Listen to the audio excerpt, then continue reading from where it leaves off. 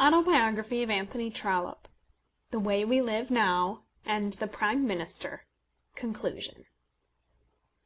In what I have said at the end of the last chapter about my hunting, I have been carried a little in advance of the date at which I had arrived. We returned from Australia in the winter of 1872, and early in 1873 I took a house in Montague Square, in which I hope to live and hope to die. Our first work in settling there was to place upon new shelves the books which I had collected round myself at Waltham. And this work, which was in itself great, entailed also the labour of a new catalogue. As all who use libraries know, a catalogue is nothing unless it show the spot on which every book is to be found, information which every volume also ought to give as to itself. Only those who have done it know how great is the labour of moving and arranging a few thousand volumes. At the present moment I own about 5,000 volumes, and they are dearer to me even than the horses which are going, or than the wine in the cellar which is very apt to go, and upon which I also pride myself. When this was done, and the new furniture had got into its place, and my little book-room was settled sufficiently for work, I began a novel, to the writing of which I was instigated by what I conceived to be the commercial profligacy of the age. Whether the world does or does not become more wicked as years go on is a question which probably has disturbed the minds of thinkers since the world began to think. That men have become less cruel, less violent, less selfish, less brutal, there can be no doubt. But have they become less honest? If so, can a world, retrograding from day to day in honesty, be considered to be in a state of progress? We know the opinion on this subject of our philosopher Mr. Carlyle. If he be right, we are all going straight away to darkness and the dogs. But then we do not put very much faith in Mr. Carlyle, nor in Mr. Ruskin and his other followers. The loudness and extravagance of their lamentations, the wailing and gnashing of teeth which comes from them over a world which is supposed to have gone altogether shoddywards, are so contrary to the convictions of men who cannot but see how comfort has been increased, how health has been improved, and education extended, that the general effect of their teaching is the opposite of what they had intended. It is regarded simply as Carlylism to say that the English-speaking world is growing worse from day to day, and it is Carlylism to opine that the general grand result of increased intelligence is a tendency to deterioration. Nevertheless, a certain class of dishonesty magnificent in its proportions and climbing into high places, has become at the same time so rampant and so splendid that there seems to be reason for fearing that men and women will be taught to feel that dishonesty, if it can become splendid, will cease to be abominable. If dishonesty can live in a gorgeous palace with pictures on all its walls, and gems in all its cupboards, with marble and ivory in all its corners, and can give Apician dinners, and get into Parliament, and deal in millions, then dishonesty is not disgraceful, and the man dishonest after such a fashion is not a low scoundrel. Instigated, I say, by some such reflections as these, I sat down in my new house to write The Way We Live Now.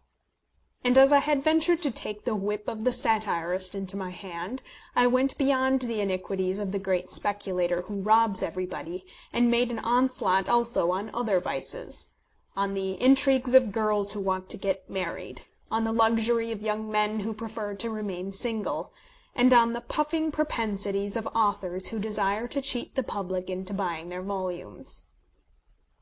The book has the fault which is to be attributed to almost all satires, whether in prose or verse. The accusations are exaggerated. The vices are coloured so as to make effect rather than to represent truth. Who, when the lash of objurgation is in his hands, can so moderate his arm as never to strike harder than justice would require? The spirit which produces the satire is honest enough, but the very desire which moves the satirist to do his work energetically makes him dishonest. In other respects The Way We Live Now was, as a satire, powerful and good. The character of Melmotte is well maintained. The Bear Garden is amusing, and not untrue. The Longstaff girls and their friend Lady Monogram are amusing, but exaggerated. Dolly Longstaff is, I think, very good. And Lady Carbury's literary efforts are, I am sorry to say, such as are too frequently made. But here again the young lady with her two lovers is weak and vapid. I almost doubt whether it be not impossible to have two absolutely distinct parts in a novel, and to imbue them both with interest. If they be distinct, the one will seem to be no more than padding to the other. And so it was in The Way We Live Now. The interest of the story lies among the wicked and foolish people, with Melmotte and his daughter, with Dolly and his family, with the American woman, Mrs. Hurtle, and with John Crumb and the girl of his heart. But Roger Carbury, Paul Montague, and Henrietta Carbury are uninteresting.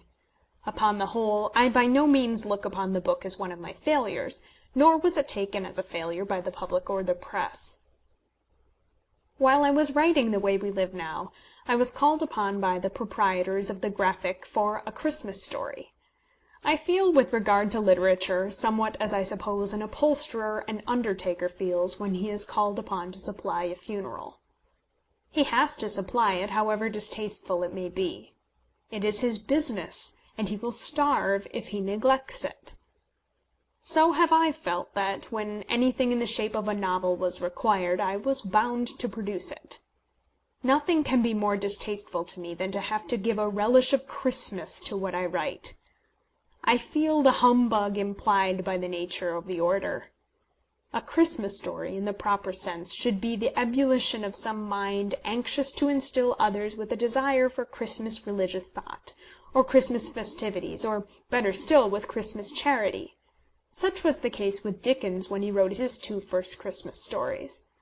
But since that, the things written annually, all of which have been fixed to Christmas like children's toys to a Christmas tree, have had no real savour of Christmas about them. I had done 2 or 3 before. Alas, at this very moment I have one to write, which I have promised to supply within 3 weeks of this time. The picture makers always require a long interval, as to which I have in vain been cudgelling my brain for the last month. I can't send away the order to another shop, but I do not know how I shall ever get the coffin made. For the Graphic in 1873 I wrote a little story about Australia. Christmas at the Antipodes is of course midsummer, and I was not loath to describe the troubles to which my own son had been subjected, by the mingled accidents of heat and bad neighbours, on his station in the bush. So I wrote Harry Heathcote of Gangoil, and was well through my labour on that occasion. I only wish I may have no worse success in that which now hangs over my head. When Harry Heathcote was over, I returned with a full heart to Lady Glencora and her husband. I had never yet drawn the completed picture of such a statesman as my imagination had conceived. The personages with whose names my pages had been familiar, and perhaps even the minds of some of my readers, the Brocks, De Terriers, Monks, Greshams, and Daubeneys, had been more or less portraits, not of living men, but of living political characters. The strong-minded, thick-skinned, useful, ordinary member, either of the Government or of the Opposition, had been very easy to describe, and had required no imagination to conceive. The character reproduces itself from generation to generation, and as it does so becomes shorn in a wonderful way of those little touches of humanity which would be destructive of its purposes. Now and again there comes a burst of human nature, as in the quarrel between Burke and Fox, but as a rule the men submit themselves to be shaped and fashioned, and to be formed into tools which are used either for building up or pulling down, and can generally bear to be changed from this box into the other, without at any rate the appearance of much personal suffering. 24 gentlemen will amalgamate themselves into one whole, and work for one purpose, having each of them to set aside his own idiosyncrasy, and to endure the close personal contact of men who must often be personally disagreeable, having been thoroughly taught that in no other way can they serve either their country or their own ambition.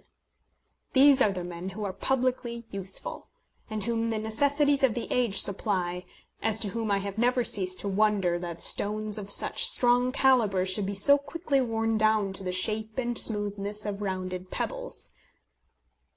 Such have been to me the Brocks and the Mildmays, about whom I have written with great pleasure, having had my mind much exercised in watching them.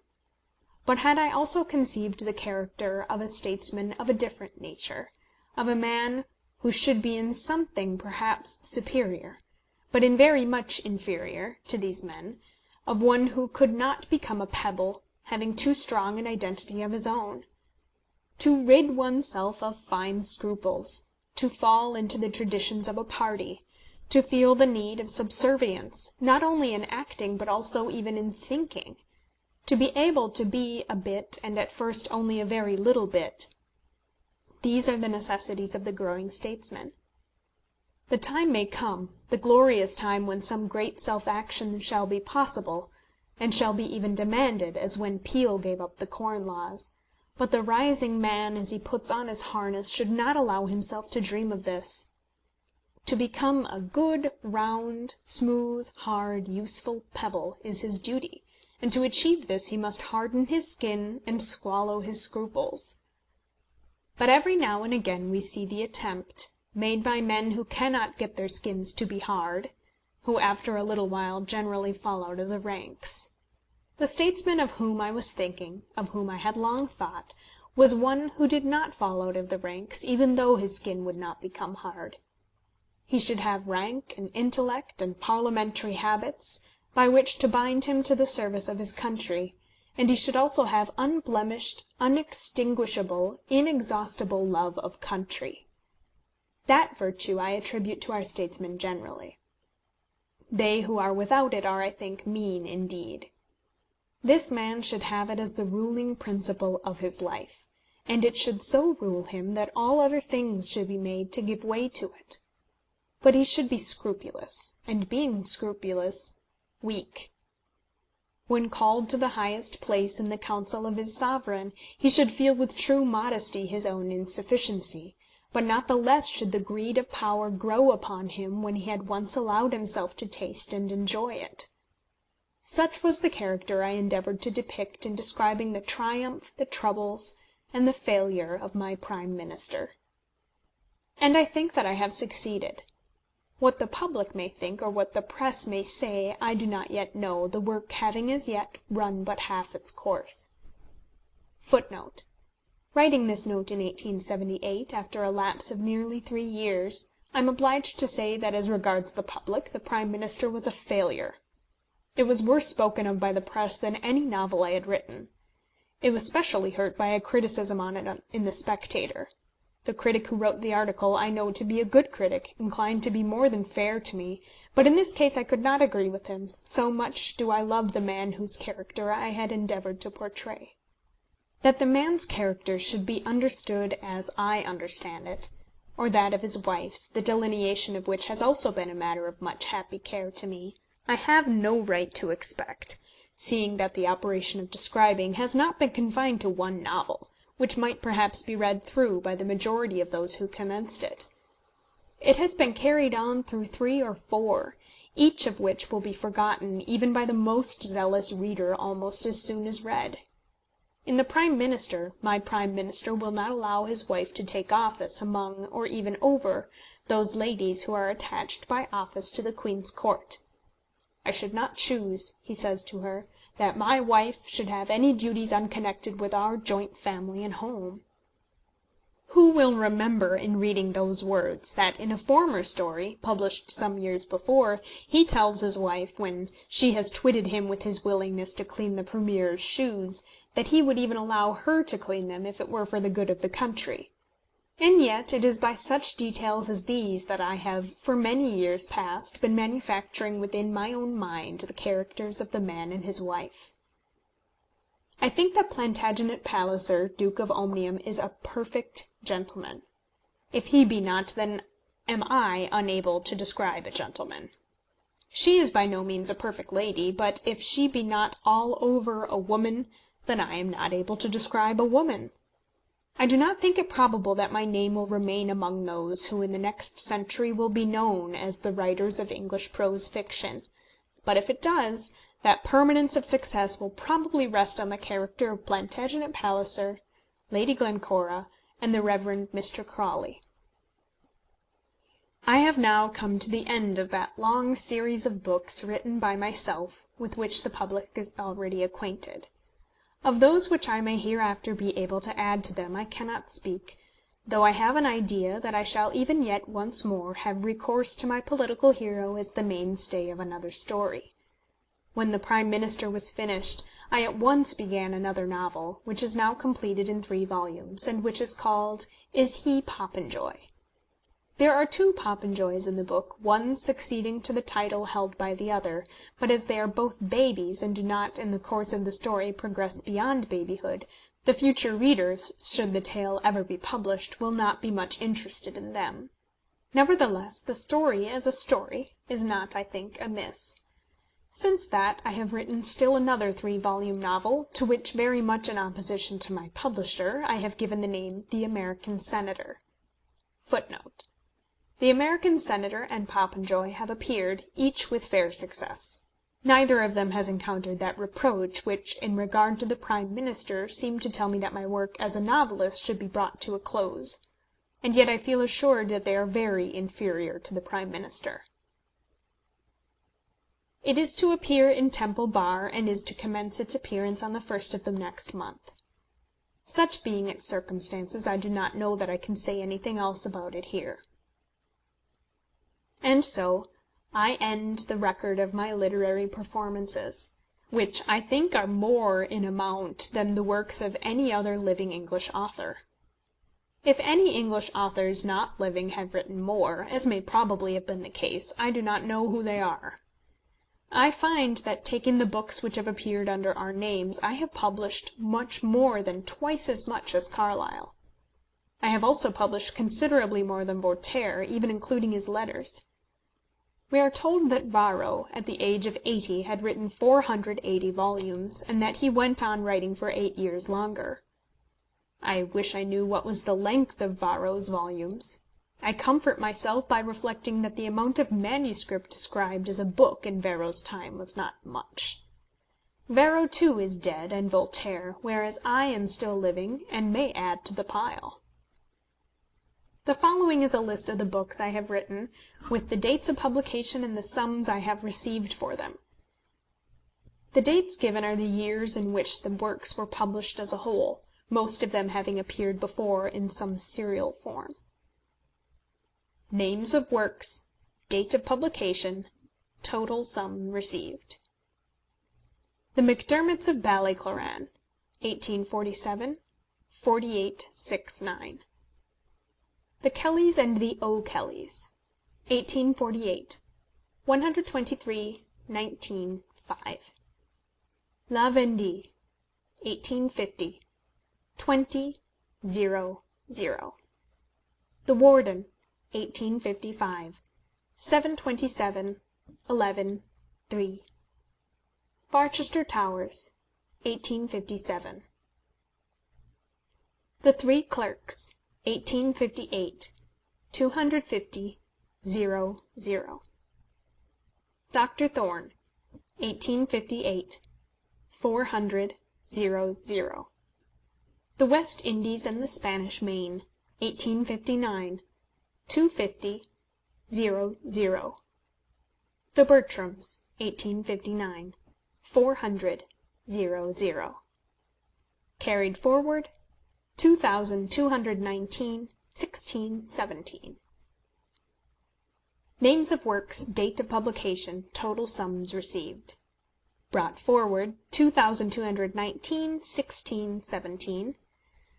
Castle Richmond, 1860, 600, 0, 0. Framley Parsonage, 1861, 1000, 0, 0. Tales of All Countries, first series, 1861. Second series, 1863, more than 1830, 0, 0. Third edition, 1870. Orley Farm, 1862, 3135, 0, 0. North America, 1862, 1250, 00. Rachel Ray, 1863, 1645, 00. The Small House at Allington, 1864, 3000, 00. Can You Forgive Her, 1864, 3525, 00. Miss Mackenzie, 1865, 1300, 00. The Belton Estate, 1866, 1757, 00. The Claverings, 1867, 2800, 00.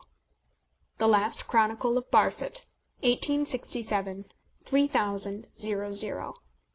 Nina Balatka, 1867, 450, 00.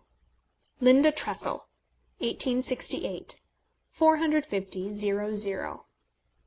Phineas Finn, 1869, 3200, 00. He Knew He Was Right, 1869, 3200, 00. Brown, Jones, and Robinson, 1870, 600, 00. The Vicar of Bullhampton, 1870, 2500, 00.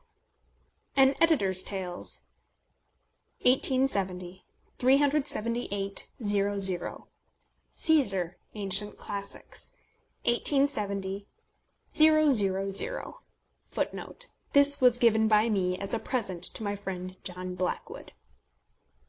Sir Harry Hotspur of Humblethwaite, 1871, 750, 00.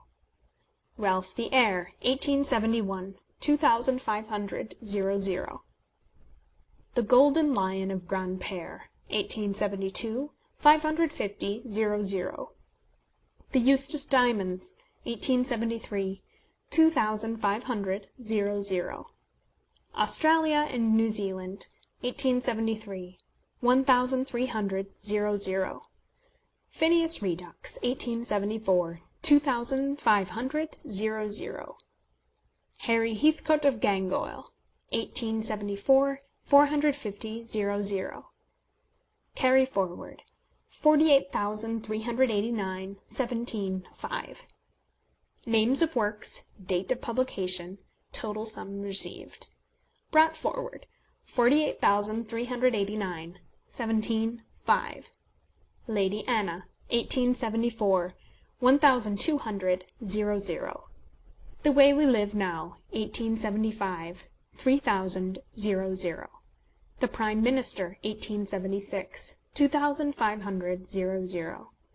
The American Senator, 1877, 1800, 00. Is He Popenjoy, 1878, 1600, 00. South Africa, 1878, 850, 00. John Caldegate, 1879, 1800, 00. Sundries, 7800, 00. 68,939, 17/5. It will not, I am sure, be thought that in making my boast as to the quantity I have endeavoured to lay claim to any literary excellence. That, in the writing of books, quantity without quality is a vice and a misfortune has been too manifestly settled to leave a doubt on such a matter. But I do lay claim to whatever merit should be accorded to me for persevering diligence in my profession. And I make the claim, not with a view to my own glory, but for the benefit of those who may read these pages, and when young may intend to follow the same career. Nulla dies sine linea, let that be their motto. And let their work be to them as is his common work to the common labourer. No gigantic efforts will then be necessary. He need tie no wet towels round his brow, nor sit for 30 hours at his desk without moving, as men have sat or said that they have sat. More than 9/10 of my literary work has been done in the last 20 years, and during 12 of those years I followed another profession. I have never been a slave to this work, giving due time, if not more than due time, to the amusements I have loved. But I have been constant, and constancy in labour will conquer all difficulties. Gutta cavat lapidem non vi, sed saepe cadendo. It may interest some if I state that during the last 20 years I have made by literature something near 70,000. As I have said before in these pages, I look upon the result as comfortable, but not splendid. It will not, I trust, be supposed by any reader that I have intended in this so-called autobiography to give a record of my inner life. No man ever did so truly, and no man ever will. Rousseau probably attempted it, but who doubts but that Rousseau has confessed in much the thoughts and convictions rather than the facts of his life?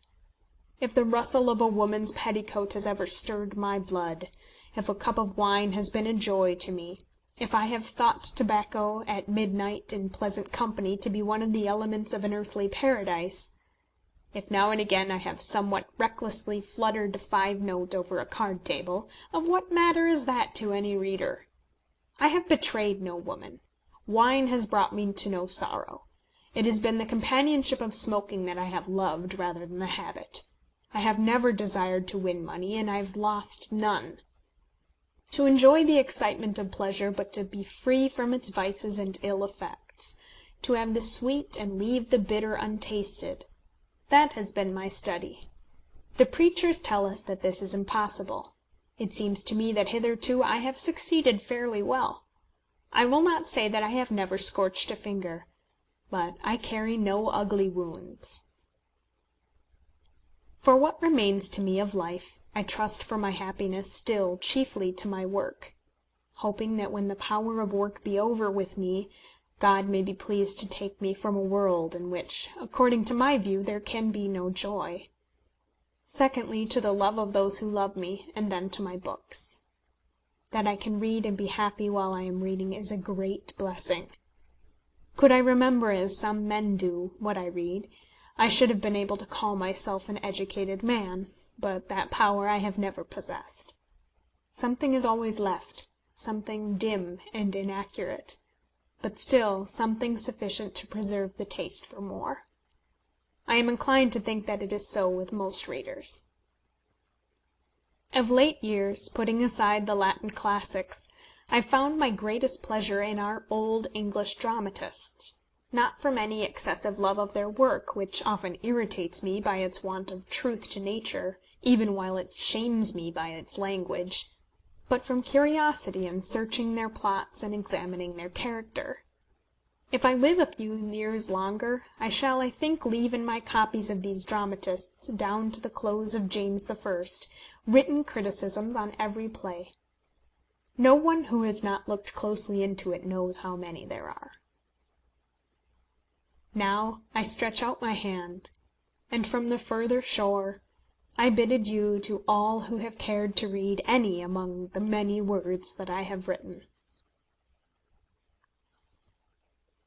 End of chapter 20.